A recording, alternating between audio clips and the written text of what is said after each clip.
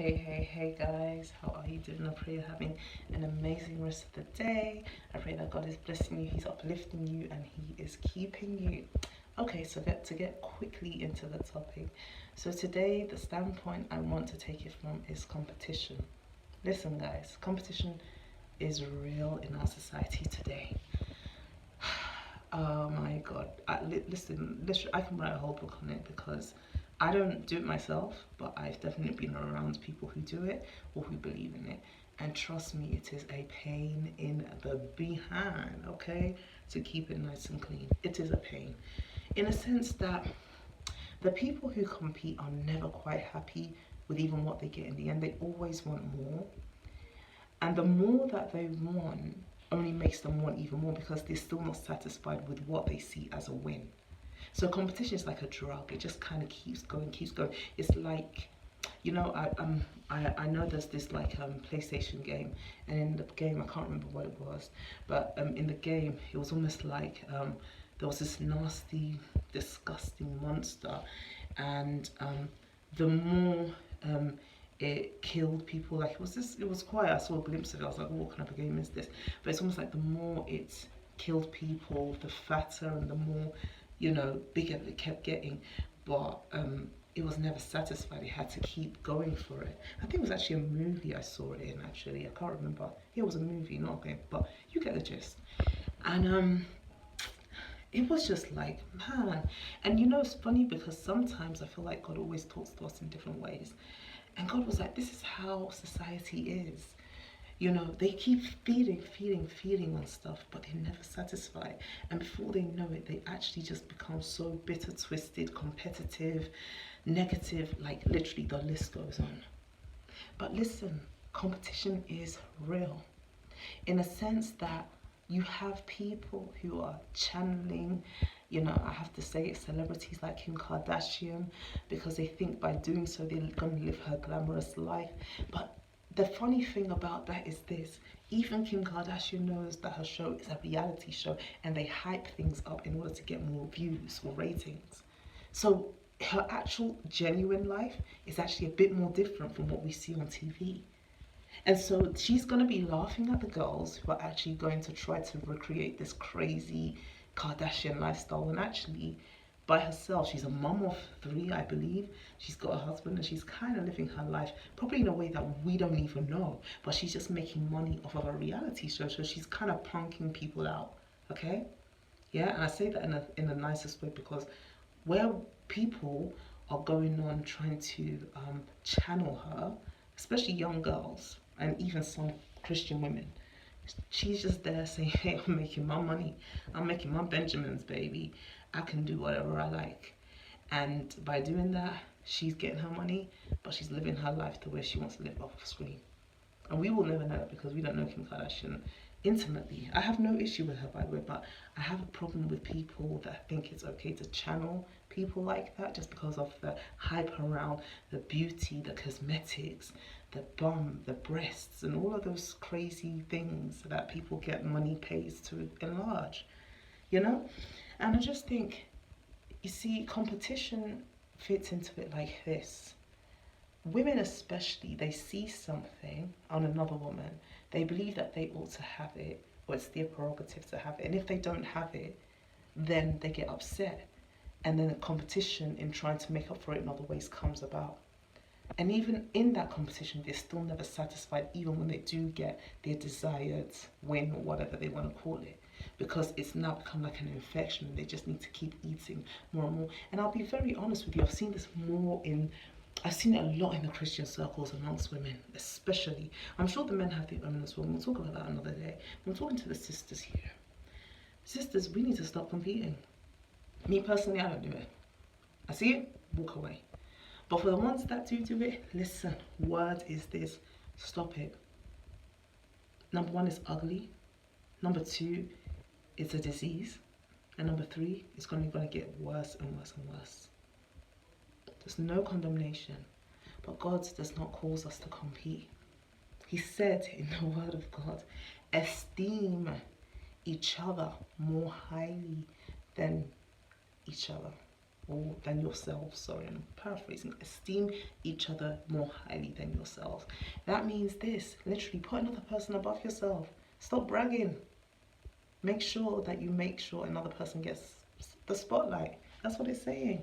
But how many women grab the spotlight at the least chance they get because they can't stand another sister shining, especially if that sister threatens them in one way or another?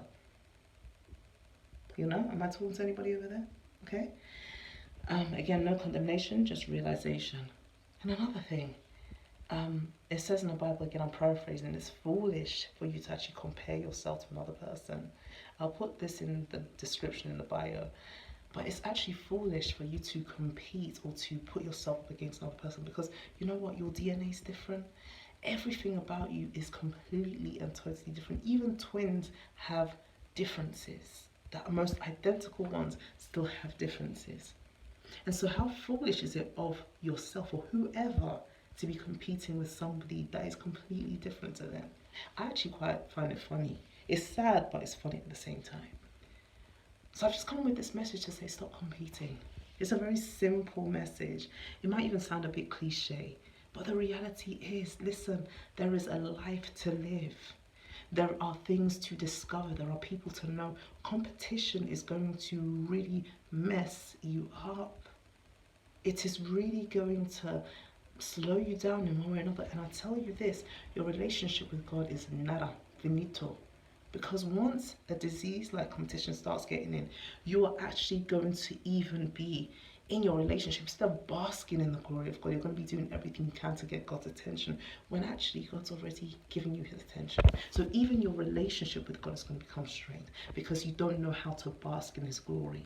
You don't know how to give another person a break. You don't know how to love on another person and actually see them grow, shine, become all that God's called them to be. It's a sad reality. And the reality is a lot of Christian women deal with this. Like I said, I'm not a fan.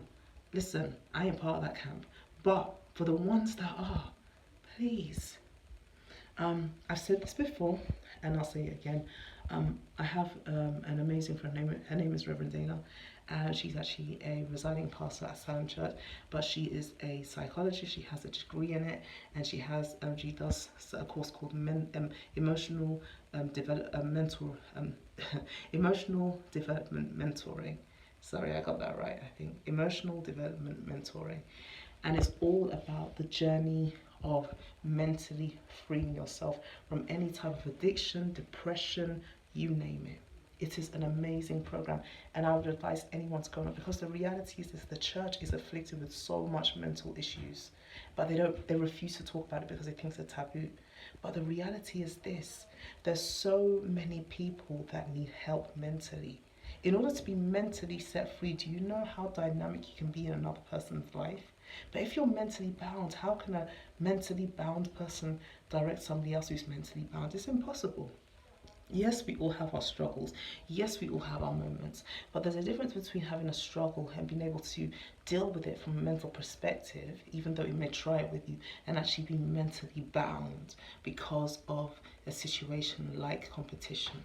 Competition stops you from being the best you because you're always forever measuring yourself against someone else who is nothing like you. And number two, it stops you actually being a blessing to many, because where you're supposed to be dishing out, you're hogging. It's a disease and it needs to be stopped. You know, so I say this with love. Let's stop it. Let's stop trying to channel the Kim Kardashians, because guess what? She's got actually like a real life, and you'll be surprised if you actually met her in real life. You'd probably be surprised of the real life she lives compared to the one on screen. Number two, let's stop competing against each other. What everybody has is what they need. Otherwise, God would have given you differently. It's not unfair for me to say that. It's the reality. And number three, be happy with you. There is only one you. Listen, love on yourself.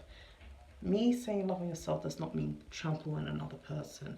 That is besides the point. But love on yourself. Know that you are worth it. Know that God has created you individually as you, and there is never ever going to be another you. If you don't know that by now, please get to know that. Because literally no one else can tell you that but Jesus himself. Get to know the love of the Father more than you know the love of people.